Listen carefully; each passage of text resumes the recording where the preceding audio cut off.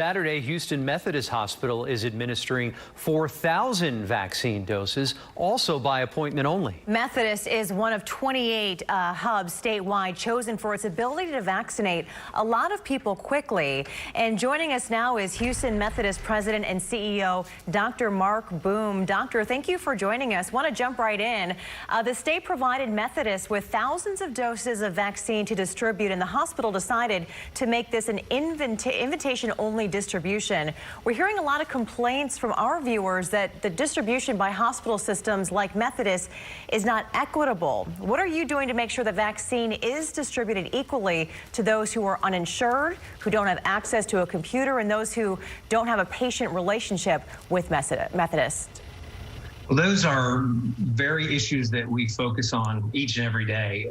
So the invitation only, let me explain that for a second. We find that it works much better to send a link to someone, get them to schedule, rather than to have sort of a free-for-all of scheduling and the phone line overloads and everything else. So we've done a few things. First off, early on, we invited many 75-year-old plus patients that are in our database. Now, those represent people in every single zip code, every single walk of life across Houston, because they've come in connection somehow with our system over the last couple of years. This week, as we were selected to be a vaccine hub, we also opened up a website so that people could register to be then invited. We had over 20,000 people sign up in less than 12 hours. To put that in perspective, we got 10,725 doses this week. And so we're trying to get to people as quickly as we possibly can. We're actually working with 3 and now 4. Actually, we added one over the last 24 hours of the federally qualified health centers or health clinics in town to make sure we go deep into some of the most vulnerable, hard-hit zip codes. We spend a lot of time looking at the data, looking at how we get more people invited from the areas of town that have been the hardest hit, areas that have low socioeconomic status, areas that have had a high percentage of COVID, areas with high percentage of uninsured. So I think we're working very actively and purposefully to address those issues and make sure that we get vaccine into people's arms equitably, fairly across our community as quickly as we possibly can. We were selected by the state as a hub because we've gotten vaccines into arms so fast. We've done 44,000 individuals with the first shot and another 13,000+ for their second shot. And that was as of yesterday. So we'll pass 60,000 vaccines that we will have given after today.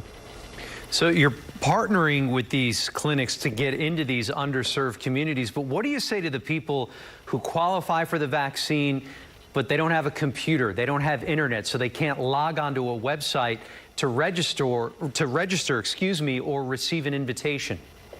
Those are great questions. And so we're working with each of those. Actually, Hope Clinic, for example, has worked very actively with us to get on the phone, call their patients, proactively go out into the community and try to get people scheduled.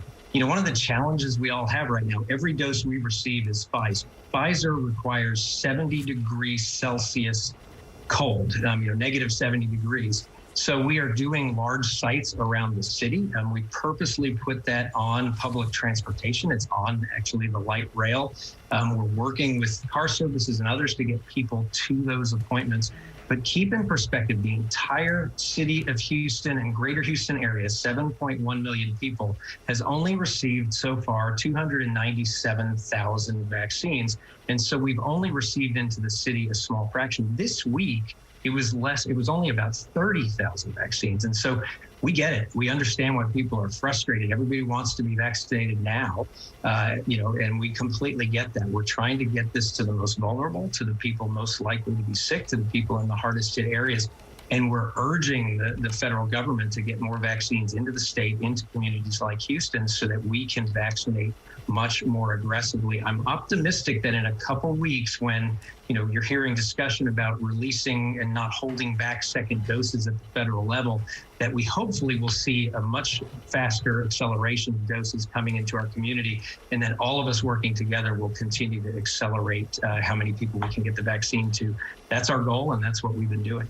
Yeah, it really is the tip of the iceberg as this massive rollout continues. Dr. Mark Boom, appreciate your time this afternoon, sir. Thank you so much.